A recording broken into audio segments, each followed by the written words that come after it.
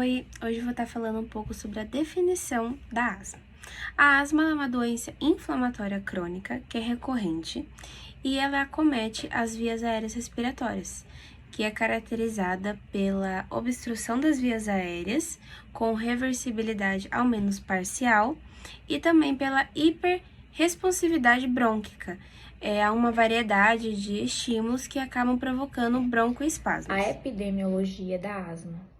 A asma é um distúrbio respiratório muito comum e de impacto global, atingindo cerca de 300 milhões de pessoas em todo o mundo. A maioria dos casos ocorre em crianças e jovens com menos de 25 anos, embora possa acometer qualquer faixa etária. Está entre as principais causas de hospitalização em crianças, refletindo o peso da doença na saúde pública. As internações aumentam nos meses de outono e inverno. E apesar da alta prevalência e dos números expressivos de internação, a mortalidade, tem diminuído, graças aos avanços no diagnóstico precoce e nos tratamentos disponíveis. Fatores de risco. A asma, ela é uma doença que pode ser influenciada por diversos fatores do ambiente e do estilo de vida, Entre os principais estão as alergias e a exposição a substâncias irritantes, como poeira, mofo, pelos de animais e também fumaça de cigarro. Também é comum que as infecções respiratórias frequentes, principalmente na infância, aumentem o risco de crises. E as mudanças de temperatura, especialmente nos períodos de frio e ar seco, costumam piorar os sintomas, assim como a poluição e também o contato com produtos químicos. E além disso, o sedentarismo, a obesidade e o estresse emocional também podem agravar as crises asmáticas. Por isso, é fundamental identificar os fatores que desencadeiam os sintomas em cada pessoa e adotar medidas preventivas, como manter o ambiente limpo, arejado e livre de poeira e fumaça. Isso ajuda a reduzir as crises e melhora muito a qualidade de vida de quem tem asma. Falando um pouco sobre a fisiopatologia, de início ocorre uma inflamação crônica das vias aéreas. Essa inflamação ela ocorre de forma persistente da mucosa brônquica, que envolve os linfócitos T, os eosinófilos, os mastócitos e os macrófagos. Os mastócitos eles vão liberar mediadores inflamatórios que causam broncoconstrição, edema da mucosa, aumento da permeabilidade vascular e produção de muco mais espesso. Durante a reação imunológica, que é decorrente de uma asma alérgica ou atópica, ocorre uma reação de hipersensibilidade do tipo 1, mediada por imunoglobulina e ocorre o contato de alérgenos como ácaros, pólen, mofo e pelos, por exemplo. E esse contato leva à produção de hemoglobina específica por linfócitos B, fixação dessa imunoglobina em mastócitos e basófilos e uma degranulação dos mastócitos que vão liberar mediadores broncoconstritores. A fisiologia do broncoespasmo é ocasionada por uma hiperresponsividade. Ocorre uma inflamação que ela aumenta a sensibilidade do músculo liso brônquico, que o torna hiperreativo. Há estímulos como poeira, fumaça, frio, certos exercícios e até mesmo emoções. E tudo isso vai gerar uma constrição da musculatura lisa, estreitando as vias aéreas. O que ocorre durante o acúmulo de secreções ocorre ocasionado do processo da inflamação. Então, ele vai gerar uma hipersecreção de muco e edema na parede brônquica, contribuindo para a obstrução do fluxo respiratório, ocorrendo também um depósito de exudado plasmático, descamação epitelial e o espessamento da membrana basal. A hiperinsuflação pulmonar ela ocorre durante uma crise asmática. A expiração se torna algo muito difícil do indivíduo fazer, decorrente das obstruções, que vai gerar um aprisionamento de ar nos pulmões. Isso vai gerar uma hiperinsuflação dinâmica, um rebaixamento do diafragma, uma diminuição da mobilidade costal e também o uso da musculatura acessória. Depois de todas essas alterações fisiológicas, ocorre também uma alteração das trocas gasosas. Todos esses sintomas vão causar uma hipoventilação, levando a uma hipoxemia, que seria a diminuição de oxigênio no sangue, e uma hipercapnia, que seria o aumento de CO2 no sangue. Esse aumento de CO2 no sangue é decorrente de umas crises mais graves, e não são todos os casos que pode acontecer. Essas alterações elas podem ocasionar também dispneia intensa, taquipneia e uso da musculatura acessória durante a inspiração. As manifestações clínicas podem ser dispneia, sibilo, tosse seca ou secretiva, hipertrofia da musculatura lisa das vias aéreas, sendo em casos mais graves ela se contraindo vigorosamente, hipertrofia das glândulas mucosas, edemas na parede brônquica, aumento da secreção, sendo ela mais viscosa e mais espessa, e em casos muito graves, as vias aéreas podem ser obstruídas por tampões mucosos, mas lembrando que essas manifestações podem ser individualizadas, sendo que um indivíduo pode apresentar mais sintomas do que o outro ou vice-versa. Para o diagnóstico da asma, inicialmente realiza-se a avaliação da história clínica e do exame físico, observando sinais como sibilos e o uso da musculatura acessória. Em seguida, utilizam-se de exames complementares, como a espirometria, que é de extrema importância, que mede a função pulmonar e identifica a obstrução reversível. E o pico de fluxo expiratório também é avaliado, que permite monitorar a crise e a gravidade da doença. A combinação dessas avaliações possibilita confirmar o diagnóstico e orientar o tratamento adequado, prevenindo complicações futuras. Aqui nós vemos os principais medicamentos usados no tratamento da asma, que tem como objetivo controlar a inflamação das vias aéreas e aliviar o bronquiespasmo. Os broncodilatadores incluem os agonistas beta-2 e os anticolinérgicos. Eles promovem o relaxamento da musculatura dos brônquios, proporcionando um alívio rápido dos sintomas, principalmente durante as crises. Nos corticoides, especialmente os inalados, atuam reduzindo a inflamação das vias aéreas, que são usados para o controle diário da doença, enquanto os sistêmicos são indicados em crises mais graves. Também existem modificadores de leucotrienos e estabilizadores de mastócitos e metilxantinas. Esses últimos são menos usados hoje devido aos efeitos adversos. Já os imunomoduladores são reservados para casos graves e refratários, quanto a outras terapias não são suficientes. A maioria dos medicamentos é administrada por via inalatória, o que garante maior efeito direto nos pulmões. O uso de espaçadores ajuda na disposição de fármaco e reduz efeitos colaterais. Portanto, o tratamento é individualizado, combinando medicamentos de alívio rápido com os de controle a longo prazo, conforme a gravidade e a resposta de cada paciente. Objetivos da fisioterapia na asma. É importante lembrar que os objetivos da fisioterapia podem variar de acordo com cada paciente. Levando em consideração o grau da asma, a presença de secreções, a força muscular respiratória e o nível de condicionamento físico de cada paciente. Cada caso deve ser avaliado individualmente para que o tratamento seja direcionado de forma eficaz.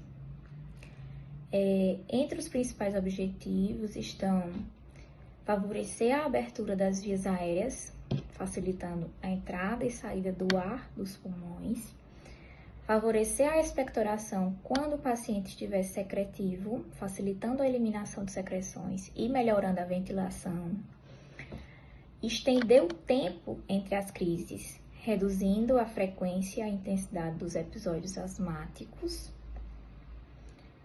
aumentar a força do abdômen para gerar maior pressão expiratória e auxiliar na expulsão do ar e das secreções. Fortalecer a musculatura extensora para melhorar a expansibilidade torácica e otimização à ventilação pulmonar. Reduzir a dispneia aos esforços, proporcionando maior conforto e melhor tolerância às atividades diárias. Falando sobre as técnicas de avaliação durante a fisioterapia, a gente tem primeiro o Peak Flow. O Peak Flow ele é utilizado para verificar o maior fluxo de ar expirado de forma rápida e forçada, se assemelhando a uma tosse. Ele vai avaliar a resistência das vias aéreas e o grau de obstrução daquele indivíduo. Seus valores de referência se dão pela idade, pelo sexo e pela altura daquele paciente. E o que isso tem a ver com os pacientes asmáticos? O pico de fluxo expiratório vai diminuir conforme o grau de broncoespasmos e de inflamação das vias aéreas. Ele é considerado um método de avaliação mais sensível para acompanhar a gravidade e o controle daquela doença. Durante a conduta fisioterapêutica, é de importância extrema avaliar antes de iniciar a conduta e depois também ao final para poder fazer um comparativo de quão foi eficiente a conduta daquele dia. A gente precisa também levar em consideração que valores abaixo de 200 litros por minuto indica uma obstrução grave e uma tosse ineficaz, sendo necessário um treinamento muscular para os músculos que fazem parte da expiração, sendo treinamentos abdominais e também utilizando o threshold, por exemplo. Falando sobre outra técnica de avaliação, a manovacumetria, ela vai medir a força motriz dos músculos respiratórios com base numa pressão gerada durante uma pressão inspiratória máxima ou uma pressão expiratória máxima. Essa força motriz, ela deforma o tórax, gerando uma pressão interna que é captada pelo manovacuômetro. E o que isso tem a ver com os asmáticos? Durante as crises acontece uma hiperinsuflação pulmonar e o diafragma ele vai ficar achatado e alongado, reduzindo sua eficiência, gerando uma queda na pressão inspiratória máxima. Devido a esse esforço repentino, aumenta a fadiga muscular, podendo reduzir ainda mais a pressão inspiratória máxima e, de forma temporária, a pressão expiratória máxima. A manovacumetria ela vai mostrar a consequência muscular da crise, em específico a fadiga inspiratória. Valores abaixo de menos 30 centímetros por água mostram uma queda devido à fadiga e à hiperinsuflação. E valores abaixo de mais 40 centímetros por água mostram uma queda devido a essa força que é diminuída temporariamente e mostra também uma tosse ineficaz e um broncoespasmo intenso. Falando agora sobre a ventilometria, ela é utilizada para poder medir o volume corrente, que seria o ar que mobiliza em cada respiração, o volume minuto, que seria tanto a frequência respiratória e o volume corrente durante 1 minuto, e a capacidade vital lenta. E o porquê que a gente precisa medir tudo isso? Durante as crises, ocorre um aumento da resistência expiratória e o aprisionamento de ar, que vai acabar levando o indivíduo a ter um volume residual, a diminuição do volume corrente efetivo, um aumento compensatório da frequência respiratória e que pode também gerar uma hipoventilação alveolar. Isso também pode acabar gerando uma hipoxemia e uma hipercapnia em casos graves. A ventilometria ela vai mostrar o impacto funcional e mecânico dessa obstrução. Durante uma crise asmática, ocorre uma intensa broncoconstrição, o aumento da resistência das vias aéreas e também a hiperinsuflação pulmonar, o que gera uma dispneia e esforço respiratório maior. A fisioterapia atua como um complemento ao tratamento medicamentoso, ajudando a reduzir a sobrecarga ventilatória e também a favorecer um padrão respiratório mais eficiente. Para isso, utilizamos posturas de alívio ventilatório, que mais na frente a gente vai falar melhor sobre isso, com a posição de tripé e técnicas de respiração controlada, incluindo a respiração diafragmática e a respiração em lábios semicerrados, que diminuem a hiperinsuflação e melhoram o conforto respiratório e reduzem também a ansiedade. Em crises leves e moderadas, a fisioterapia auxilia no alívio da dispneia e na otimização da resposta ao bronquiodilatador. Em casos graves, o foco é o posicionamento e o suporte ventilatório.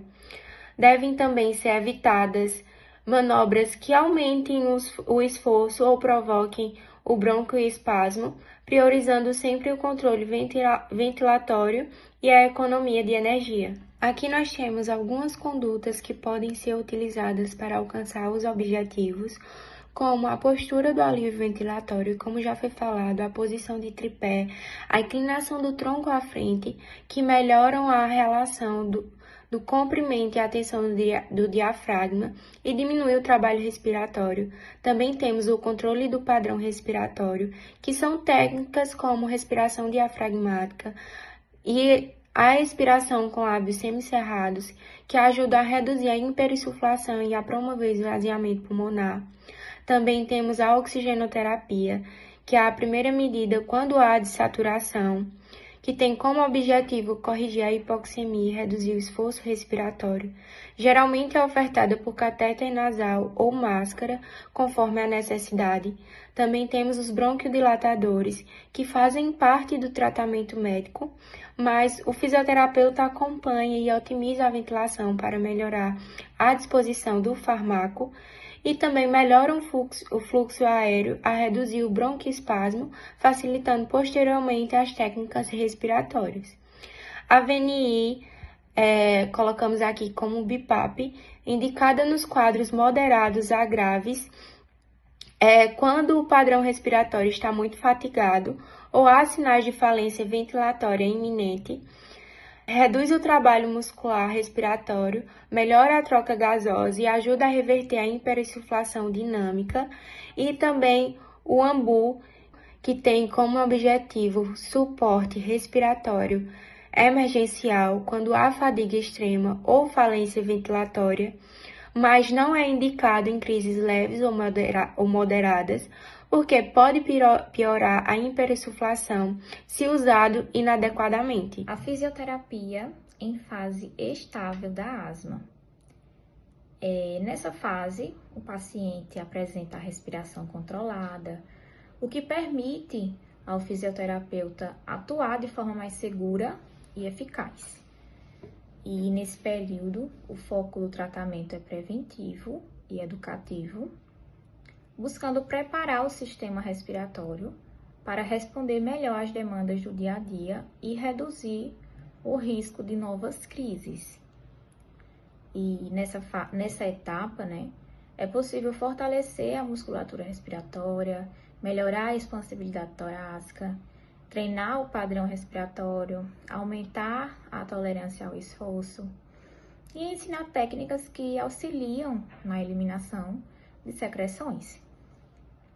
E o principal objetivo da atuação fisioterapêutica na fase estável é diminuir a frequência e a intensidade das crises futuras, promovendo um melhor controle da asma e uma maior qualidade de vida. Além disso, o paciente aprende a conhecer melhor o próprio corpo, a controlar a respiração e a reagir de maneira mais adequada diante dos primeiros sinais da crise. Recursos utilizados na fase estável da asma. Aqui tem o EPAP. O EPAP ele tem como objetivo manter as vias aéreas abertas durante a expiração, facilitando a eliminação de secreções, reduzindo a dispneia e melhorando a ventilação e a eficiência respiratória do paciente. O PIP, que é ajustável de acordo com o caso do paciente. Então, PIP com carga baixa, entre 5 e 6, ajuda a desinsuflar. Carga intermediária, 6 e 8, é desobstrutivo. E com carga alta, acima de 8, é mais difícil de realizar a expiração, que vai ter uma maior pressão. Outros dispositivos, como a capela e o shaker, que são dispositivos de oscilação de pressão, para mobilização de secreção, também são utilizados. Exercícios aeróbicos, respeitando a tolerância do paciente, também são recomendados. Fortalecimento do core e da musculatura respiratória acessória. Treino do padrão desinsuflativo de frênulo labial. Técnicas de respiração diafragmática e controlada. Um posicionamento adequado para a facilitação da ventilação. Orientação ao paciente sobre autocuidado e prevenção de crises. Na educação em saúde, temos como objetivo ensinar esse paciente asmático a reconhecer melhor a sua condição, prevenindo crises e mantendo o controle da doença no dia a dia. Ela envolve orientar sobre o controle ambiental, como reduzir poeira, ácaros, mofo, fumaça e outros alérgenos que podem desencadear os sintomas, além de ajudá-lo também a identificar seus próprios gatilhos e a reconhecer precocemente os sinais que pioram. Outro ponto importante também é o ensino do uso correto dos medicamentos e dos inaladores, garantindo que o efeito terapêutico seja o esperado. Também são abordadas técnicas de respiração mais adequadas, ajustes de postura para facilitar a ventilação pulmonar e orientações sobre como organizar o ambiente doméstico para evitar essas crises.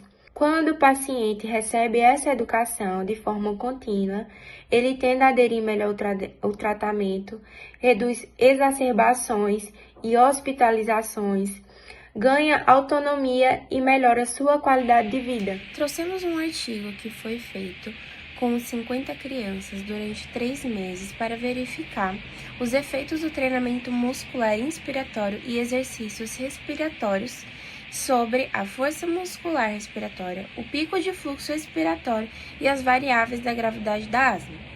A população foram 50 crianças, divididas em 25, onde elas trabalhavam treinamento muscular inspiratório e os exercícios respiratórios, e 25 crianças que só tinham acompanhamento médico e educação em asma.